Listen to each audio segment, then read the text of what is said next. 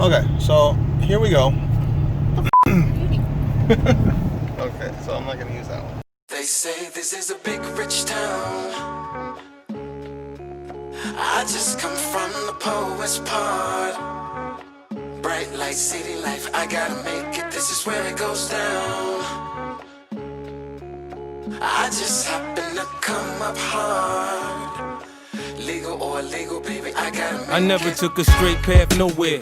Life's full of twists and turns, bumps and bruises. I live, I learn. I'm from that city full of yellow cabs and skyscrapers. It's hard to get a start in these parts without paper. Homie, I grew up in hell, a block away from heaven.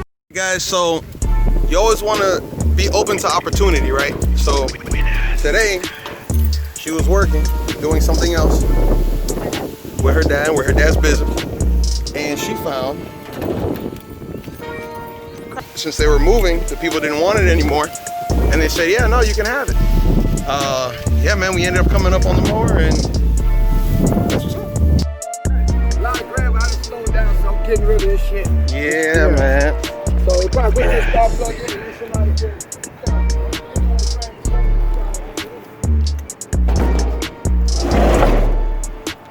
There we go. Always gotta be open to opportunities. Anything that come along is a potential opportunity. You know, and at the end of the day, you know, I'm not paying anything for it.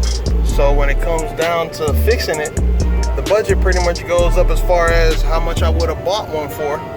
And if I can get it for under that, then that's a good deal. I'd rather get something that's broken or not working for free, fix it, now it has warranty on it, and it's in better condition than if I would have just bought it used from somebody.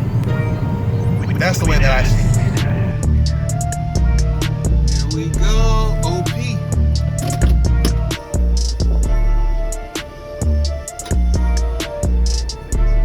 Here missing 2 bolts like this. You see this?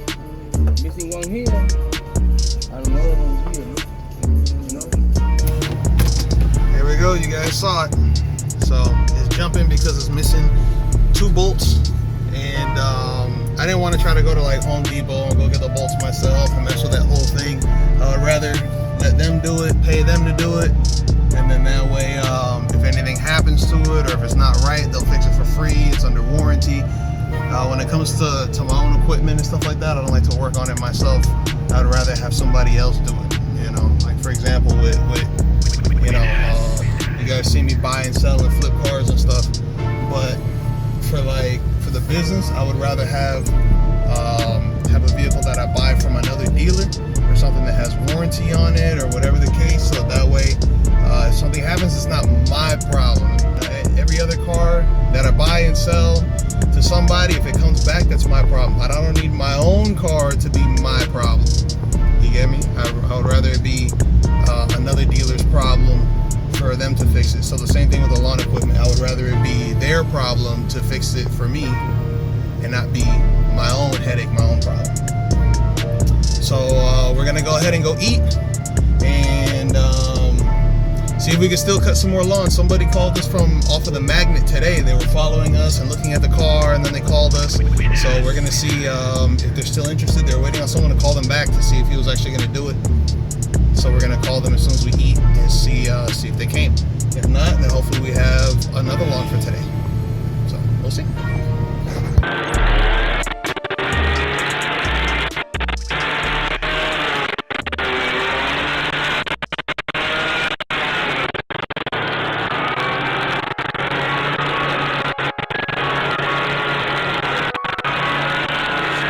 What's up, guys? We are finishing up our first job using our Let's Go, see it right there, our Let's Go walk behind mower. We got everything out of the shop yesterday, and today we were hoping that we would be able to use everything, which we did, and the Let's Go worked perfectly.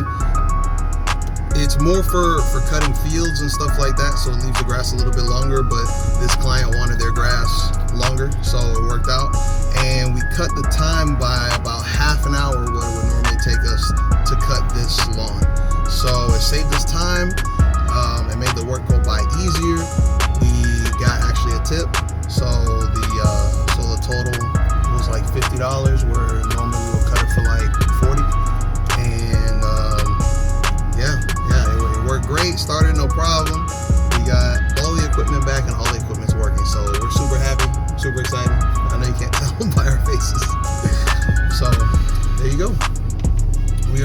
to the next one.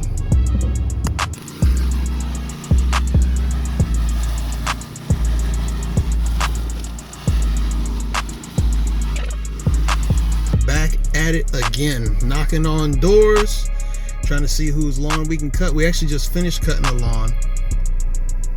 See, we got everything back there. We just finished cutting a lawn. He gave us a $10 tip, so we charged him $45 because he had a pretty decent sized lawn. And yeah, man, we out here grinding, hustling, making it happen. What they say? So he took the card, but he's not trying to do nothing right now. All right, well, he has a card, he has a number, he knows how the prices work. So we're gonna keep on driving around, seeing whose lawn is kind of high, and you know we're ready to get it in right now. Keep it going. Yeah. So we just called back the guy who called us earlier. He basically said that that we can go ahead and come through because the other people were taking too much time, and then they wanted to postpone till tomorrow. So that's another thing, you know, you always got to be ready. You always got to be on point and ready to go, right? Because he's had, I think that was the third person who kept putting it off and telling him tomorrow or next week or whenever they can get around to it, and he's like, yo, I need my grass cut like right now. I told him, I'll come right now. He was like, you'll come right now? I said, yes. He's like, okay, then come. I said, you send me the address, I'll be there. Yeah, because he got tired of waiting, you know. So whoever he had before, that's how they were slipping. They were never showing up on time. So now we're gonna take that client from them. That's how it goes. That's the name of the game. So we're on the way over there right now. Another thing is he asked us how much it was gonna be. So we told him that we start at 40, which is really like our like maintain your lawn price, depending on how big the yard is. So we told him we start at 40, and when we get there, you know, he told us that it was gonna be, you know, kind of tall. So we'll probably charge him like 50, and then to maintain it on a regular basis, you know, when we already know how tall it is and everything, then it'll be 40. So, you know, keep going.